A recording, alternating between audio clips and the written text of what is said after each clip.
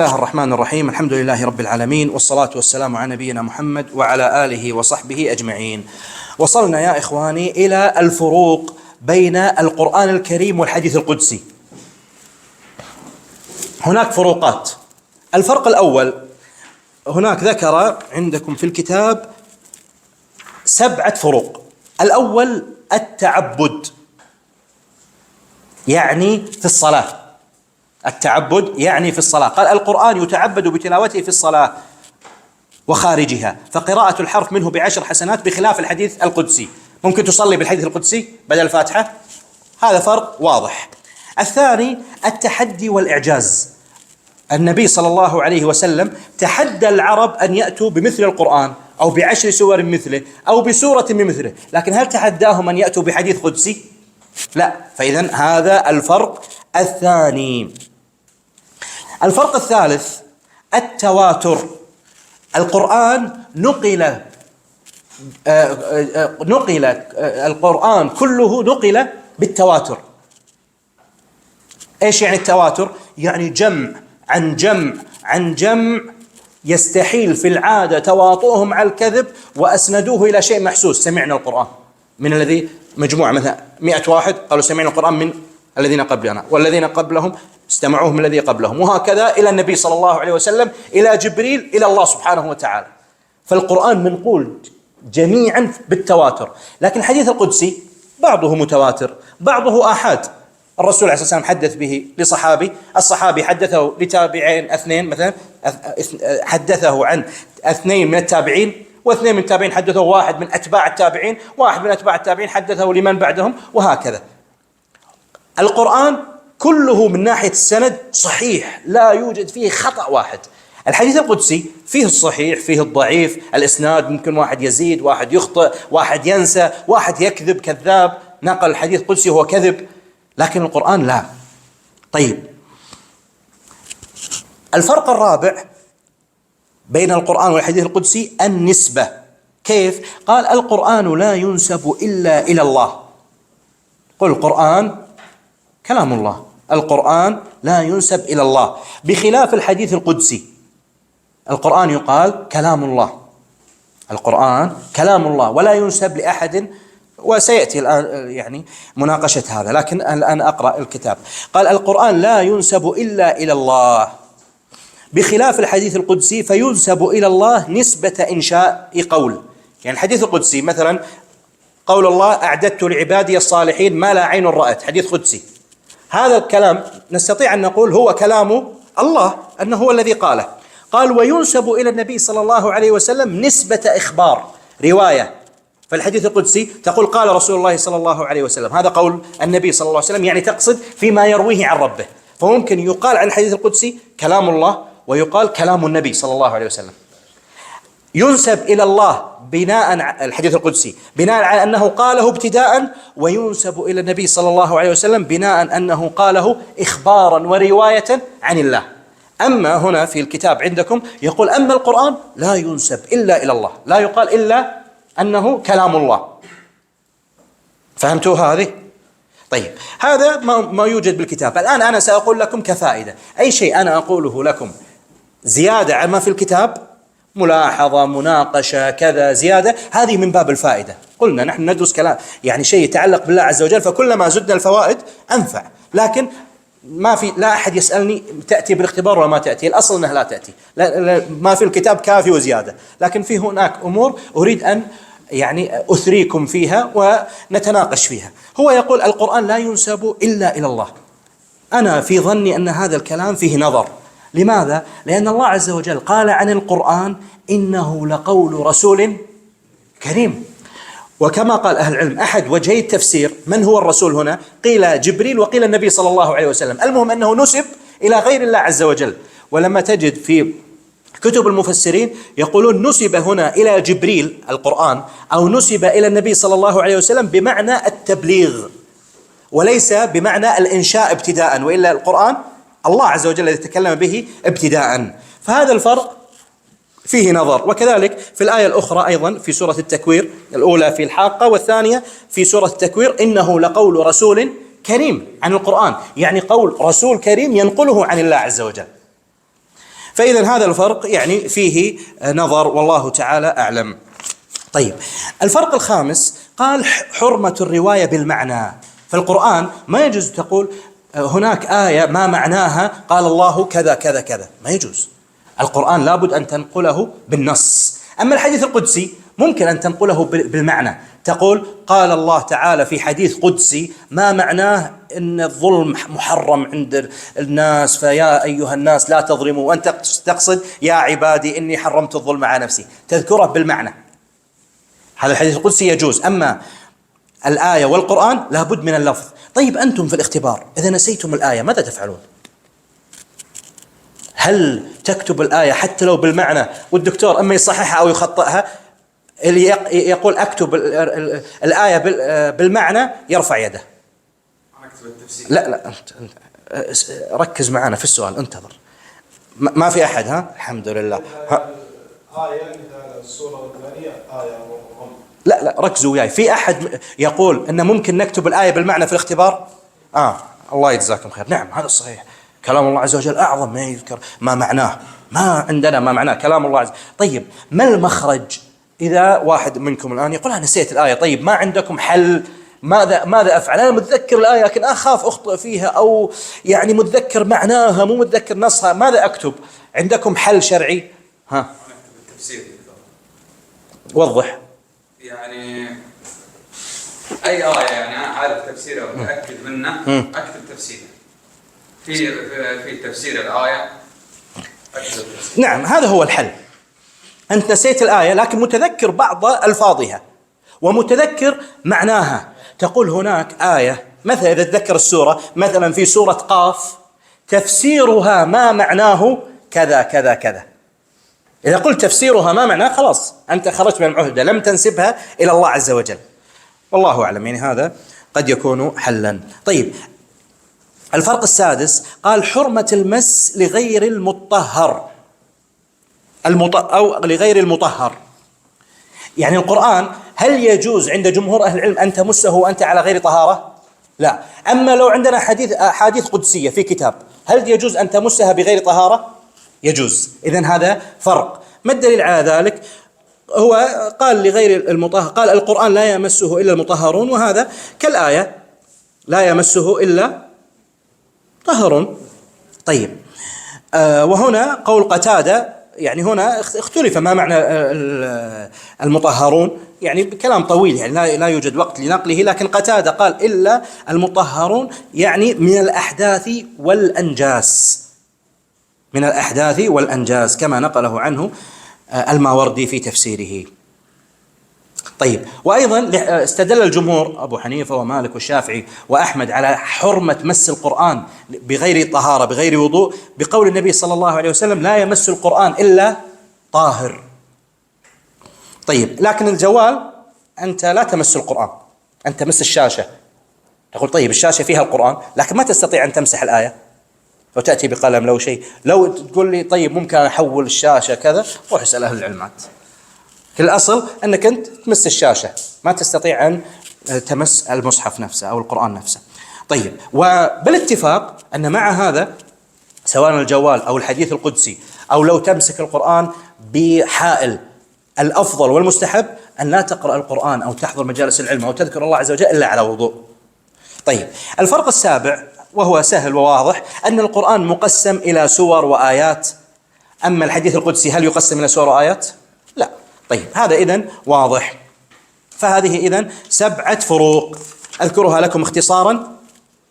الأول من ناحية التعبد، الثاني التحدي والإعجاز، الثالث التواتر، الرابع النسبة، الخامس حرمة الرواية بالمعنى، السادس حرمة المس لغير المطهر، السابع الجمع والتقسيم والترتيب.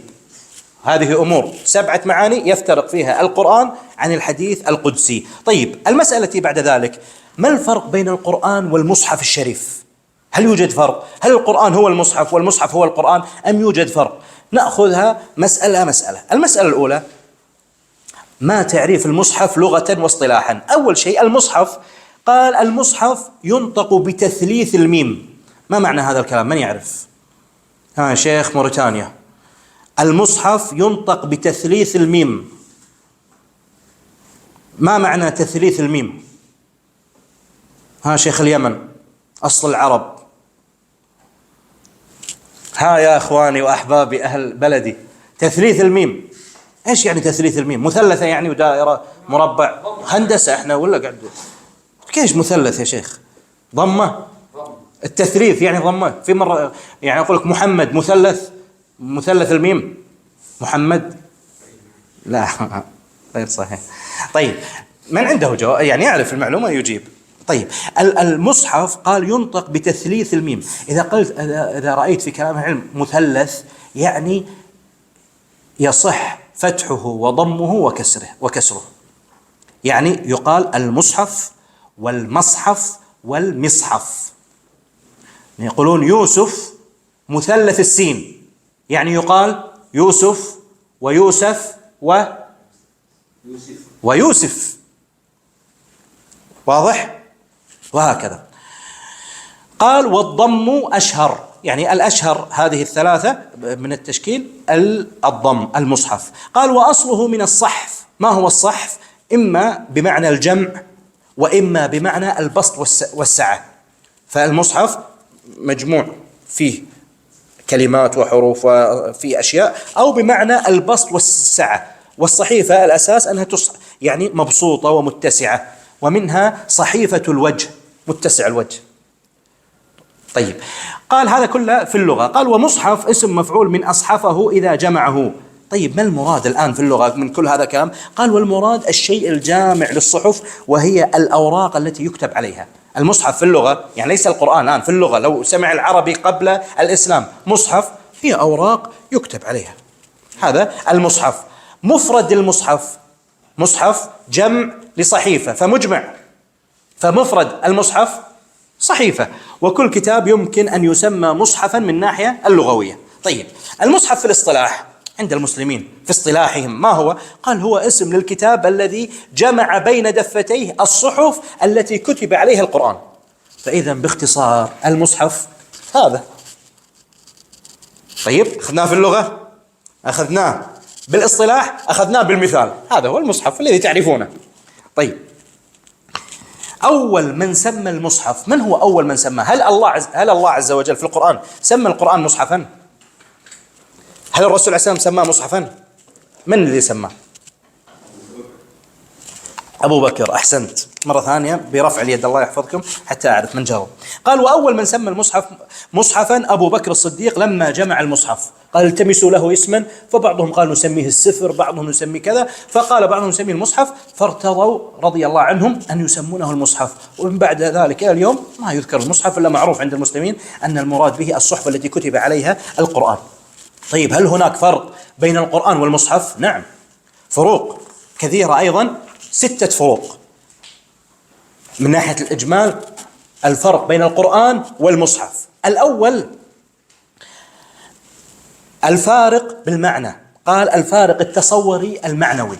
أنت لما تقول القرآن هو كلام الله عز وجل، لما تقول مصحف هو الأوراق والتجليد والحبر الذي كتب فيه كلام الله عز وجل على الأوراق، فالمعنى مختلف. أقول اقرأ علي قرآن، تقول قل هو الله أحد الله الصمد. اقرأ علي مصحف، ما ينفع، أنا ما أقرأ المصحف، أقرأ القرآن الذي في المصحف. فإذا المعنى الفرق الأول. الفرق الثاني قال فرق في المصدر أو في أصل التسمية. كيف؟ القرآن ما الذي سماه قرآن؟ الله سبحانه وتعالى. أما المصحف أبو بكر كما قلنا، فهي باجتهاد من الصحابة رضي الله عنهم وأرضاهم.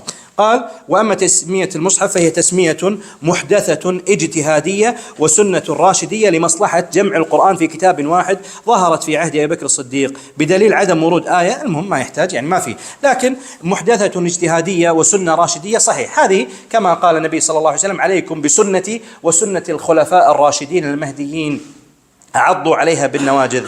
وهنا محدثة لما يقال محدثة هذا كلام يعني في ظني الأفضل اجتنابه، وإن كان صحيح لغة أن هذا أمر محدث لم يكن قبل ذلك، لكن قد يفهم منه أن هناك المحدثات والبدع منها ما هو طيب ومنها ما هو غير طيب، لكن هنا قصدوا والله تعالى أعلم من كتب أن المحدثة هنا بمعنى اللغة. كذلك البدع مثلا البدعة من ناحية اللغة، أنا أقول فلان ما شاء الله مبدع، أخي حطت العقال هذه فيها إبداع. يعني إيش يعني بدعة وكل بدعة ضلالة؟ يعني الأمر الجميل الذي ما سبق إليه، صح ولا لا؟ هذا لما يقول فلان مبدع، هذا مثل ما قال عمر بن الخطاب نعم البدعة هذه، عن التجميع. البدعة من ناحية اللغة، لكن من ناحية الشرع هل يوجد شيء جديد في الدين وهو بدعة طيبة؟ نقول ما رأيكم بعد كل درس نصلي ركعتين شكرا لله جماعة، كل درس كل محاضرة، واحد يقول ما شاء الله نعمة البدعة هذه، لا والله بئست البدعة هذه، كل بدعة ضلالة وكل ضلالة في النار. ما نأتي نخترع شيء في الدين بالشرع ونقول هذه بدعة طيبة أو بدعة حسنة، كما قال النبي صلى الله عليه وسلم وكل بدعة ضلالة وكل ضلالة في النار. وقال صلى الله عليه وسلم من أحدث، من هذه من صيغ العموم، من دخل فله كذا، يعني أي واحد يدخل. من أحدث صيغة عموم، من أحدث في أمرنا يعني في الدين هذا ما ليس منه فهو رد. والبدعة أحب إلى إبليس من المعصية، البدعة أحب إلى إبليس من المعصية. لماذا؟ برفع اليد. أنت يعني لو شفتوا لي البدعة اللي أنا ذكرتها لكم أن بعد كل محاضرة نصلي ركعتين شكر لله، هذه أحب إلى إبليس من أو نسمع أغاني موسيقى وأغاني وبعد المحاضرة. أحب البدعة. لماذا؟ ها اسمك؟ محمد. لماذا؟ لأن العبد يظن أنه يتقرب إلى الله، لكن في الحقيقة هو يفعل أشياء لم ترد في الدين. طيب بعد عندك شيء؟ ظاهرها خير وباطنها شر. طيب هذا كلام صحيح، لكن لماذا إبليس يفرح بالبدعة أكثر المعصية؟ يعني أنت ولدك إن شاء الله إذا تزوجته وجبت عيال أن يكون عاصي أهون من يكون مبتدع. لماذا؟ لما سئل سفيان الثوري لماذا؟ قال لأن البدعة لا يتاب منها والمعصية يتاب منها. البدعة مثل ما تفضل الشيخ محمد قاعد يفعل قربة إلى الله عز وجل، هل يتوب من القربة؟ أقول لك لماذا لا تتوب أنك صليت اليوم الفجر في جماعة؟ أعوذ بالله، كيف أتوب؟ هذه سنة. وهو من المبتدع لما يفعل البدعة هو يتقرب إلى الله فلا يتوب منها. لكن المعاصي الآن في غفلة، يزيد الإيمان، يذهب إلى عمرة، يزيد كذا، يتحرك الإيمان في قلبه، يتوب. طيب المهم الفرق الثالث قال فوارق فقهية، فوارق فقهية بين القرآن والمصحف. ركزوا معي، تروح تغسل وجهك وتجي، الله يحفظك. قال فوارق فقهية من الفروق بين القرآن والمصحف، فوارق فقهية. ذكر لك فرقين. الفرق الأول من ناحية البيع والشراء والتملك.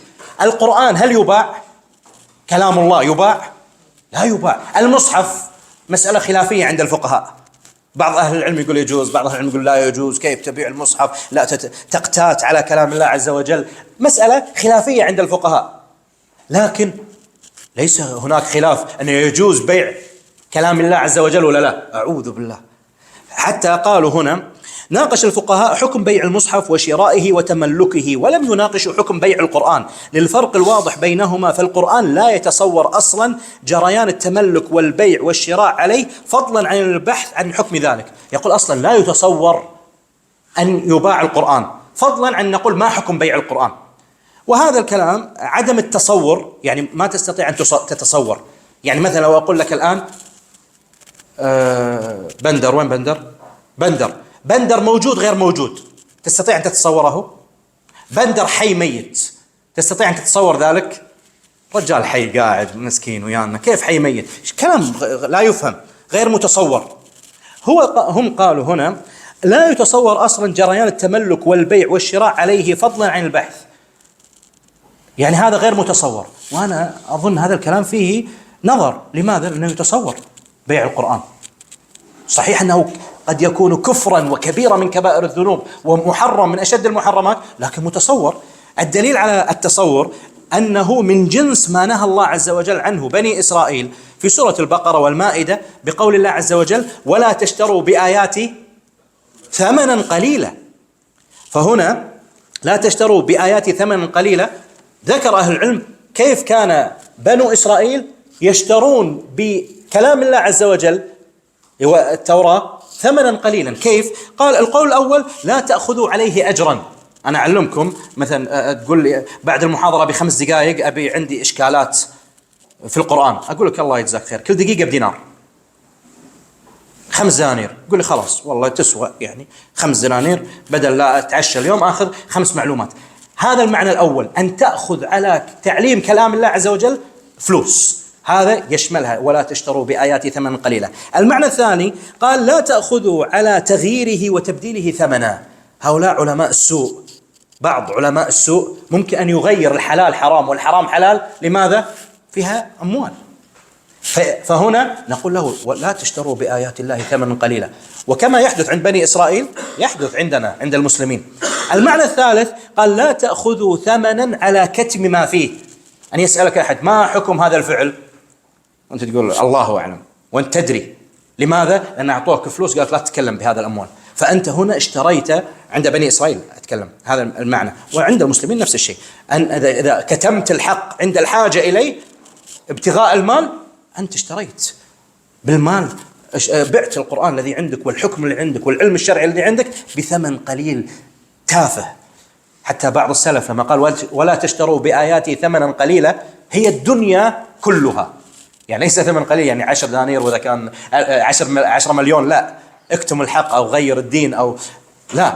طيب، فإذا ممكن تصور هذا، وإن كان لا يتصور من المسلم الصحيح الإسلام المؤمن صحيح الإيمان أن يفعل هذا الفعل، لكن للأسف يعني الشيطان وما أدراك ما الشيطان، نسأل الله العافية. طيب، الفرق الثاني قال القسم بالقرآن والمصحف. هذا الفرق الثاني الفقهي. القرآن قال القرآن يجوز القسم به لأنه كلام الله قطعا، أما المصحف ففيه خلاف. يعني أنت ما تقول والله أو تقول وكلام الله إني صادق، جائز، لأن الحلف بالله أو بصفاته جائز. لكن لو تقول والمصحف إني صادق، هذه فيها خلاف. قال والصحيح أنه يرجع لنية الحالف، فإن أراد به كلام الله المكتوب في المصحف جاز، وإن أراد المكون من ورق المصحف المكون من ورق وحبر والخلاف فلا يجوز، والأولى ترك ذلك. وهذا القول صح يعني سليم، أن المصحف على حسب نيتك. إذا قصدت أن لما تقول والمصحف كذا، إذا قصدت كلام الله سبحانه وتعالى الذي في المصحف يجوز. أما إذا قصدت تحلف بالجلد أو بالورق أو بالحبر فهذا مخلوق، ما يجوز الحلف بالمخلوق. واضح ولا لا؟ المصحف الآن ما هو المصحف؟ كلام الله عز وجل مكتوب في أوراق، صح؟ هذا المصحف. إذا قلت والمصحف، إذا قصدت أنك تحلف بكلام الله عز وجل المنزل، هذا يجوز لأن صفة الله عز وجل. لكن إذا قصدت بالمصحف، قلنا ماذا تقصد؟ تقول تجريد المصحف أو أوراق المصحف، هذه مخلوقة ما يجوز الحلف فيها. الأصل أن الإنسان لا يحلف إلا بالله سبحانه وتعالى. طيب، إذن هذه الفرق الثالث، هذا هو الفرق الثالث بين القرآن والمصحف، الفروق الفقهية. الفرق الرابع فوارق لغوية، مثل إيش؟ أن القرآن لا يثنى ولا يجمع. جمع القرآن إيش؟ ما يوجد جمع. القرآن كلام الله عز وجل واحد، لكن المصحف جمعه مصاحف، وممكن أن تقول مصحفان، لكن ما يمكن أن تقول قرآنان أو قرائين، ما يمكن، هو واحد، كلام الله عز وجل واحد. طيب، هذا الفرق اللغوي الأول. الفرق اللغوي الثاني قال لفظ القرآن لا يقبل التصغير، بينما المصحف يصح أن يقال لصغير الحجم منه مصيحف. وقال بعض الفقهاء بكراهة التصغير لألفاظ الشعائر الدينية المقدسة كمسيجد ومصيحف وكعيبة وخلافه، لأن من أغراض التصغير التحقير والامتهان والتقليل من الشأن، وهذا لا يليق بشعائر الإسلام. هذا صحيح أنه فرق لغوي، لكن من الناحية الشرعية أبدا لا يقبل. كيف يقال عن القرآن مصيحف؟ هذا فيه بعض السلف لما كتب القرآن بمصحف صغير أنكر عليه وقال اكتبه وكبر الخط، لأن عندهم هذا من تعظيم شعائر الله عز وجل. فما بالك أن نقول مصيحف؟ هذا مصحف، هذا قرآن، هذا كلام الله سبحانه وتعالى. لكن من ناحية اللغة ممكن، أما القرآن لا يمكن. يعني ممكن أن يقول هو الملحد اللغوي مثلا، ممكن أن يصغر المصحف، لكن لا يتصور، أو يعني بعيد هذا أن يتصور من المسلم، يستبعد ذلك. طيب، قال الفرق الخامس فارق في حكم النسبة، فارق في حكم النسبة، يعني فرق في النسبة. كيف؟ قال لفظ القرآن، الآن نحن نفرق بين القرآن والمصحف، قال لفظ القرآن لا يصح أن ينسب للبشر، فلا يقال قرآن عثمان أو قرآن علي أو قرآن أبي أو قرآن ابن مسعود رضي الله عن الصحابة والآل جميعا. قال أو حتى أن يقال قرآني، قل هذا قرآن من؟ واحد يقول هذا قرآني، هنا الدكاترة حفظهم الله يقولون ما يصح هذا، لأن القرآن كلام الله فلا ينسب كلام الله إلا له سبحانه. أما المصحف فيصح أن ينسب، أقول لمن هذا المصحف؟ واحد يقول مصحفي، يقصد الأوراق والتجليد الذي فيه، لأنه يعني المصحف من جمعهم أو كسبهم أو كتابتهم، فيقال مصحف عثمان ومصحف أبي ومصحف ابن مسعود، وتقول مصحفي أو تقول مصحف دولة الكويت أو مصحف مصر إلى آخره. أما القرآن قالوا لا ينسب إلا إلى الله. هذا الفرق الخامس. الآن أريد أعطيكم فائدة غير موجودة هنا. هذا الكلام أيضا قد يناقش. لماذا؟ لأنك أنت ممكن أن تقول هذا قرآني وتقصد مصحفي، لا تقصد أنه كلام الله عز وجل خاص فيني، هذه نيتك. والدليل على ذلك لما قال النبي صلى الله عليه وسلم لا يمس القرآن إلا طاهر، يقصد القرآن كلام الله المنزل ولا يقصد المصحف؟ مصحف، لا يمس القرآن إلا طاهر، يعني لا يمس المصحف إلا طاهر. وكذلك لما نهى النبي صلى الله عليه وسلم في السفر بالمصحف إلى بلد العدو، أو عفوا نهى أن يسافر بالقرآن إلى بلد العدو، هل المقصود بالقرآن هنا المصحف؟ فممكن والله تعالى أعلم أن يقال هذا قرآني بمعنى هذا مصحفي. ويعني في هذا فتوى بالجواز من الشيخ عبد الرحمن البراك، وينسب هذا للشيخ عبد الكريم المخضير، وهو قوي من جهة الدلالة. طيب، قال الفرق السادس فرق في محل التسمية، الإطلاق، يعني هنا الإطلاق، يعني القرآن ممكن أن أقول لك اقرأ علي قرآن أو قل هو الله واحد من القرآن، فقد يطلق القرآن على جميع القرآن، جميع القرآن، وممكن أن يطلق على جزء منه، قل هو الله واحد قرآن. طيب، قال يطلق على جميعه وعلى بعض الجزء أو السورة أو الآية، فتسمى الآية الواحدة قرآن. وكما قال الله عز وجل وإذا قرئ القرآن فاستمعوا له، يعني لازم يقرأ القرآن كاملا حتى تستمع له، أم المعنى حتى بعض القرآن، حتى بعض القرآن. قالوا هذا الأمر يصدق على بعضه فيسمى أيضا قرآنا. طيب، قال أما المصحف لا يصح إطلاقه على المصحف، لا يصح إطلاقه إلا على المصحف الجامع للقرآن كاملا، فلا يطلق على بعض الأجزاء المفصولة منه أو بعض السور، فلا تسمى مصحفا بل يقال جزء من المصحف. لا أدري يعني لماذا هذا، يعني التخطئة.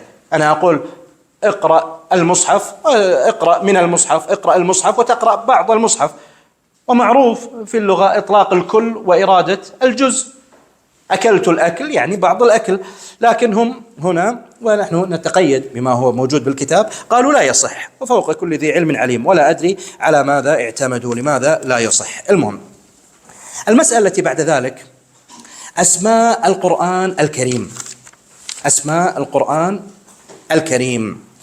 أول شيء لابد أن نعلم أن أسماء القرآن هي أسماء توقيفية. ما معنى توقيفية؟ يعني نقف على القرآن والسنة ولا يجوز فيها الاجتهاد. ما ينفع أن تقرأ القرآن ثم تقول ما شاء الله والله القرآن أفضل من تكلم عن التاريخ، فأريد أن أسمي القرآن الكتاب التاريخي الأوحد. يا أخي ما ينفع.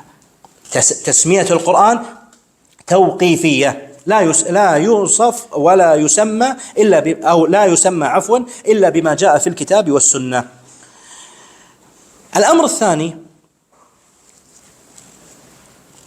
لا ينفع أن تسمي غير القرآن بأسماء القرآن.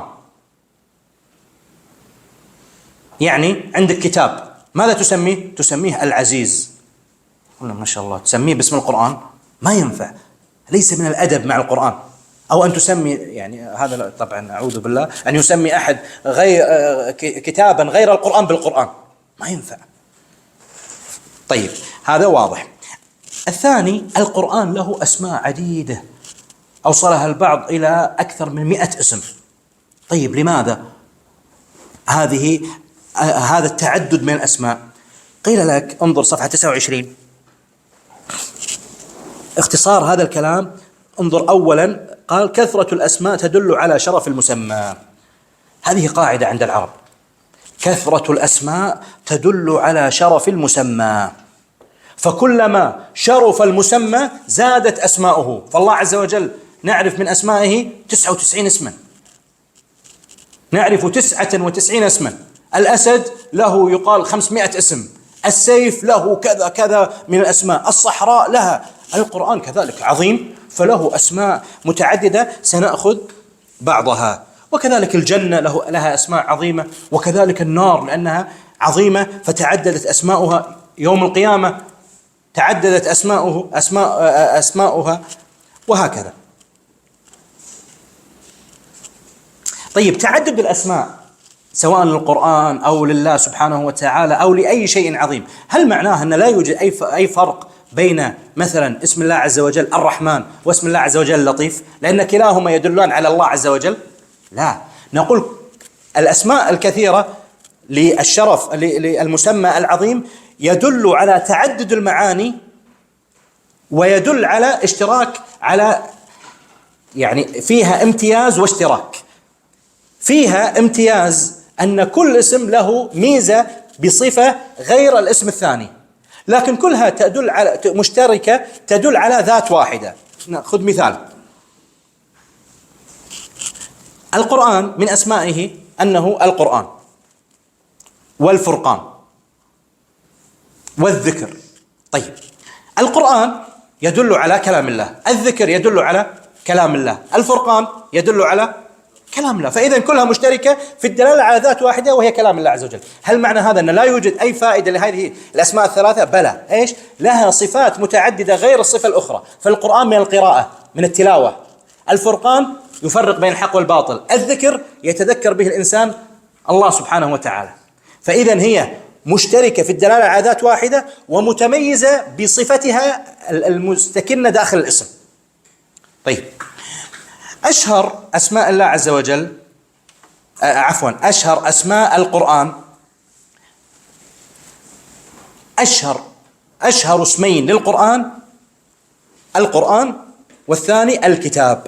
قال أشهر اسمين جامعين، الأول القرآن كما قال الله عز وجل، هذا هو المتعارف عند كل المسلمين، كما قال الله عز وجل إنه لقرآن كريم، وكما قال الله عز وجل إن هذا القرآن يهدي للتي هي أقوم. طيب الاسم الثاني الكتاب، كما قال الله عز وجل ذلك الكتاب لا ريب فيه، حاميم والكتاب المبين إلى آخره.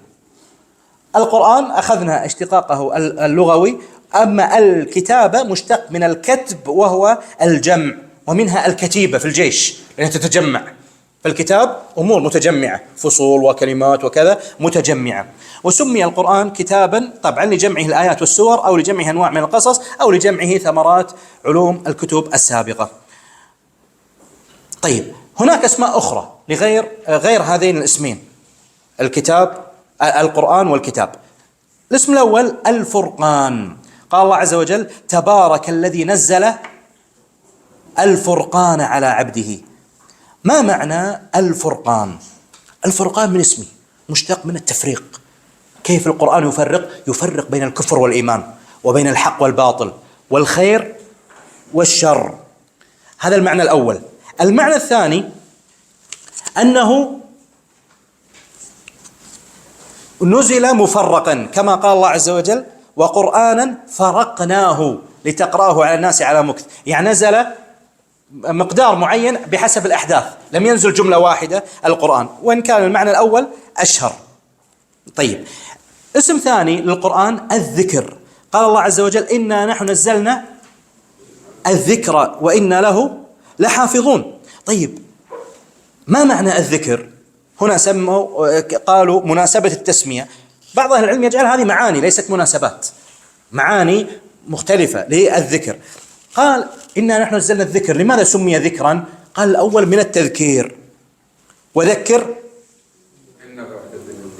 اي نعم، فذكر إن نفعت الذكرى، أو وذكر فإن الذكرى تنفع المؤمنين، يعني التذكير. هذا واحد. الأمر الثاني لأن فيه ذكر أخبار الأمم السابقة، لأنه فيه ذكر لأخبار الأمم السابقة، قصص الأنبياء السابقين وإلى آخره. هذا المعنى الثاني للذكر. الثالث الشرف، تقول فلان ما شاء الله له ذكر، يعني له شرف، كما قال الله عز وجل صاد والقرآن للذكر، يعني للشرف. وكما قال الله عز وجل عن القرآن وإنه لذكر لك ولقومك، شرف لك ولقومك. ويزداد شرفك أنت كل واحد منكم كلما تعلقت بالقرآن حفظا ومدارسة وفهما وتفسيرا وعملا، يزداد شرفك ومكانتك عند الناس. وسبحان الله، ومن جرب عرف. الأمر الرابع لمعنى أو مناسبة تسمية القرآن بالذكر، قال من عبادة الذكر أنك أنت تذكر الله سبحانه وتعالى بالقرآن. فأعظم الذكر سبحان الله والحمد لله، أعظم الذكر على الإطلاق ما هو؟ القرآن. طيب الاسم الثاني ولا الثالث الحين وصلنا؟ الثالث النور، كما قال الله عز وجل فآمنوا بالله ورسوله والنور الذي أنزلنا. قالوا هنا مناسبة تسمية القرآن بالنور، واحد ذكروا 4 معاني. قالوا تسمية القرآن بالنور تسمية مجازية، والمراد بها تشبيه القرآن بالنور من جهة دلالة النور في الطريق المظلم، والقرآن نورك الهادي لك في طريقك إلى الله عز وجل.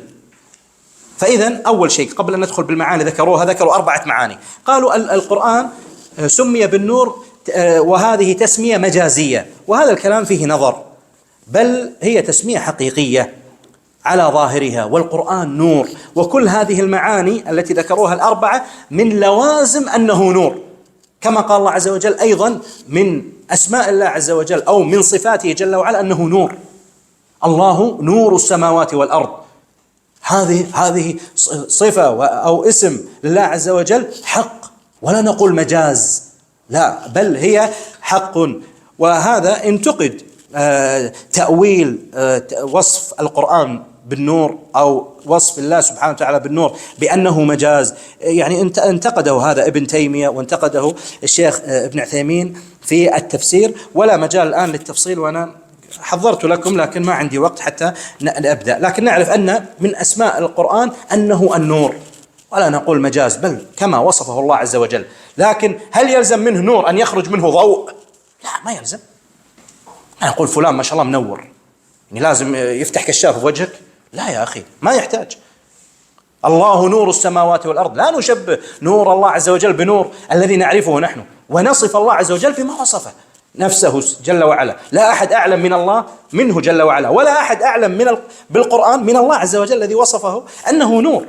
طيب معنى ما يلزم على أنه نور، يلزم هذه المعاني 4 التي ذكرت. واحد أن فيه هداية، القرآن فيه هداية يبين لك طريق الحق من الشر. الثاني قال لأنه نور للقلب يزيل ظلمة الباطل ويهتدى به من الضلالة. فسبحان الله القرآن له نور في القلب. جرب هذا، إذا أتاك حزن أو كل يوم اسمع قبل الصباح أول ما تبدأ به يومك اسمع القرآن، ولا تسألني عن النور الذي يدخل في قلبك إذا سمعت بهذه النية، أن تريد انشراح الصدر والسكينة والسعادة. المعنى الثالث للنور قال لأنه يدرك به الغوامض من الحلال والحرام. الرابع أن فيه أصل العلوم ورأسها وأسها. طيب، والعلم نور. الاسم الرابع التنزيل، كما قال الله عز وجل وإنه لتنزيل رب العالمين. طيب، لماذا سمي القرآن بالتنزيل؟ لأنه منزل من الله سبحانه وتعالى على النبي صلى الله عليه وسلم بواسطة جبريل. الاسم الخامس والأخير مما سنأخذه، وإلا أسماء القرآن قلنا أوصلها البعض أكثر من 100 اسم. الاسم الخامس والأخير غير الاسمين المشهورين الوحي، كما قال الله عز وجل قل إنما أنذركم بالوحي ولا يسمع الصم الدعاء إذا ما ينذرون. قال إنما أنذركم بالوحي. لماذا سمي القرآن وحيا؟ لأنه هو وحي. قال الوحي قد يراد به الموحى به وهو القرآن، ولذلك يعد من أسمائه، وقد يراد به المصدر أي الإيحاء وهو القرآن هو الموحى به. هذا والله تعالى أعلم، وجزاكم الله خيرا، والحمد لله رب العالمين.